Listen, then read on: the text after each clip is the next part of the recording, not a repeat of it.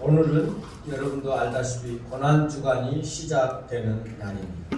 예수님의 십자가의 죽으심을 우리가 생각하면서 일주일 동안 경건한 마음으로 살아가시기를 바랍니다.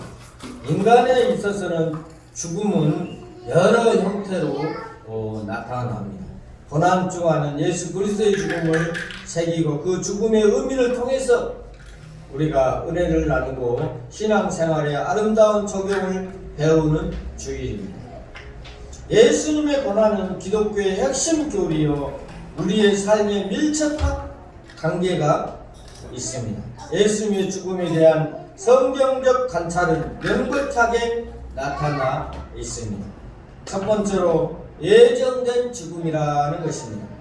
예수님의 죽음은 예정된 죽음이었습니다. 우연의 산물이 아니었습니다. 인간이 만든 조작이 아닙니다. 우발적인 발생한 사건도 아닙니다. 하나님께서 계획하시고 예정하신 죽음이었습니다. 누가복음 22장 22절에는 22절 말씀에 보면 인자는 이미 작전된 대로 가거니와 그를 파는 그 사람에게는 타가 있으리로다 이렇게 말씀하고 있습니다. 인자는 작정된 대로 간다, 죽는다는 것입니다. 하나님이 정하신 대로 죽었다는 것을 예고하고 있는 것입니다. 하나님과 선지자들이 예수님의 죽음을 예언하고 있습니다. 시대마다 많은 사람들이 예수님의 죽음을 예언했던 것입니다. 이것이 확실한 역사적 증거입니다. 그 중에 제일 먼저 예수님의 죽음을 예언한 성경은 창세기 3장 15절에 나와 있습니다. 여자의 우선은 예수 그리스도를 말합니다. 더 나아가서 예수님의 죽음은 자기 자신을 알고 계신 죽음이었습니다. 이것은 하나님의 아들 예수 그리스도만이 아시는 일이었습니다. 아무도 자기가 죽은 날짜와 순간을 아는 사람은 없습니다. 마태복음 16장 21절 말씀에 보면 예수님은 죽을 때를 알고 계셨다고 이야기하고 있습니다. 그렇기 때문에 메시아의 죽음은 인간의 죽음과 다릅니다. 성경은 진리로 설명하고 있는 것입니다. 두 번째로 속죄의 죽음이었습니다. 예수님의 죽음은 속죄의 죽음입니다. 모든 사람이 죄를 범하였으니 하나님의 영광이 이르지 못하더니 로마서 3장 23절에 이야기해 주고 있습니다. 그래서 사람은 자기의 죄를 죄값으로 죽음을 당하는 것입니다. 그렇지만 예수 그리스도는 자신의 죄 때문에 죽은 것이 아니라 자기 백성을 위하여 죽으셨습니다. 예수라는 뜻은 자기 백성을 죄에서 구원할 자라는 뜻을 가지고 있습니다. 마가복음 10장 45절에 보면은 인자가 온 것은 섬김을 받으려 함이 아니라 도리어 섬기려 하고 자기 목숨을 많은 사람들의 대속물로 주려 함이라고 말씀하고 있습니다. 여기서 대속물이라는 말이 나옵니다. 이 속죄라는 말은 노예를 팔 때 쓰는 용어라고 합니다. 노예를 사오는 것이 속죄라고 한다는 것입니다. 우리는 죄에 팔린 노예입니다. 우리는 죄를 벗어나지 못합니다. 우리는 죽음을 벗어나지 못한다는 것입니다. 우리는 지옥 형벌을 벗어나지 못합니다. 우리는 멸망으로 끌고 가는 이 죄로부터 해방되는 길은 죄의 값을 지불하는 것입니다. 예수 그리스도가 십자가의 죽으심으로 우리의 죄사함을 받을 수가 있는 것입니다. 이 죄값에 대해서 지불해 주셨다는 것입니다. 곧 그리스도는 생명이십니다. 그리스도의 피 흘림이 우리의 죄의 값을 지불한 대가가 될 수 있다는 것입니다. 그래서 우리는 죄와 사망과 사탄으로부터 해방된다는 것입니다. 이제는 그리스도께서 속한 하나님의 아들이 된 것입니다. 이것이 속죄의 은혜입니다. 영접하는 자 꼭 그를 믿는 자는 하나님의 자녀가 되는 권세를 주신다고 요한복음 1장 12절에는 이야기해 주고 있는 것입니다. 헌트라는 사람이 있었는데 메시아를 작곡했습니다. 그는 한때 질고를 앓았고 파산을 당했습니다.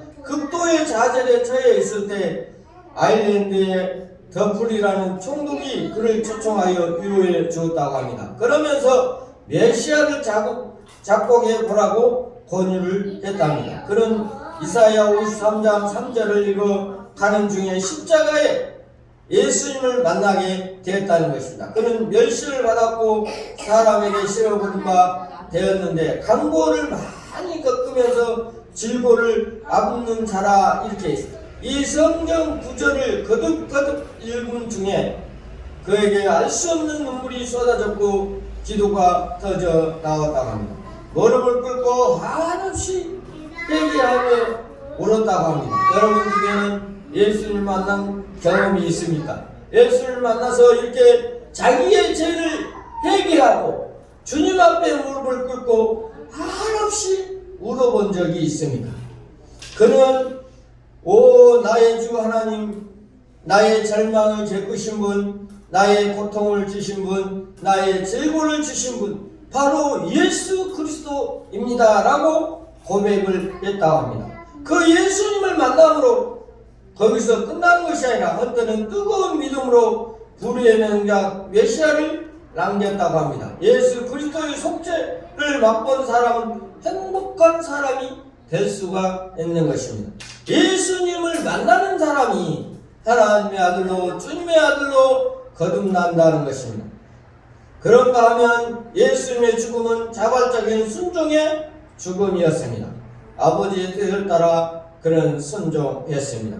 베드로전서 2장 24절에는 친히 나무에 달려 그 몸으로 우리의 죄를 담당하셨으니 라고 이야기하고 있습니다. 이는 우리로 죄에 대해서 죽고 의에 대해서 살게 하려 하심이라.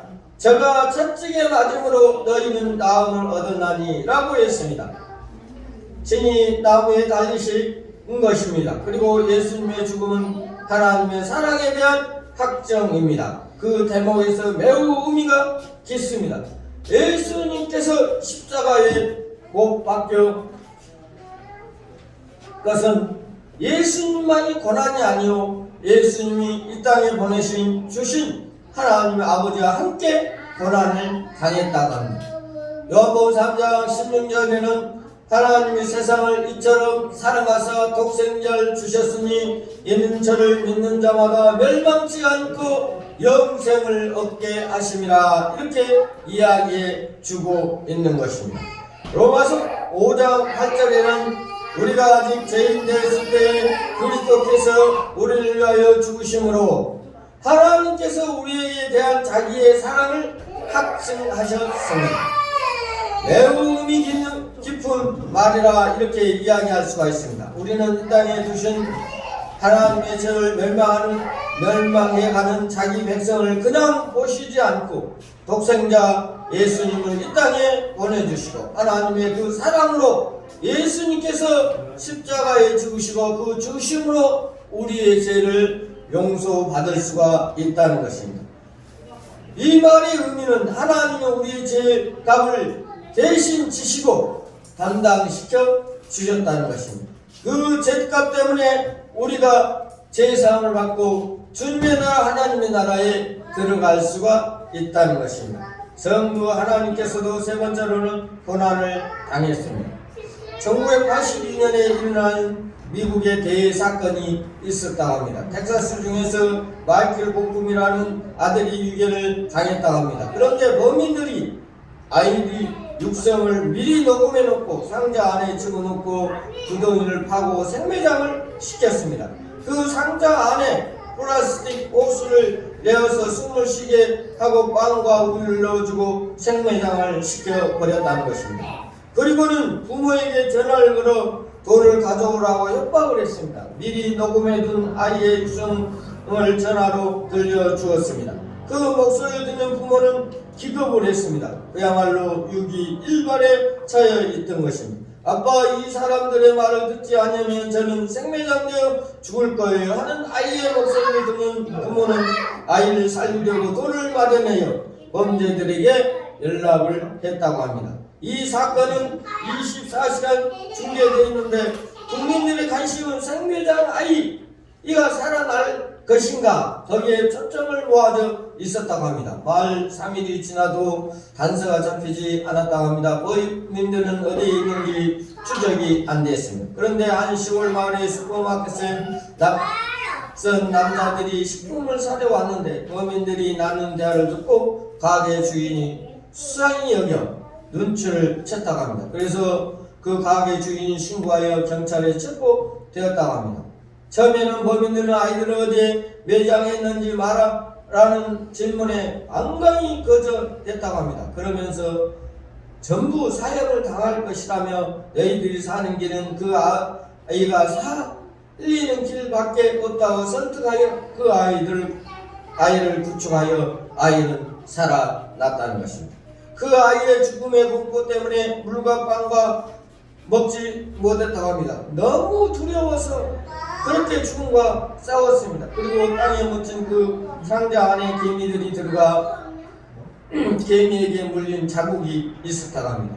아이는 죽음 직전에 구출되었고 그 아버지는 대단히 의미 깊은 말을 하였습니다. 아이가 생매장되어 있는 동안에 나도 생매장된 고통을 느꼈다는 것입니다. 이 유괴는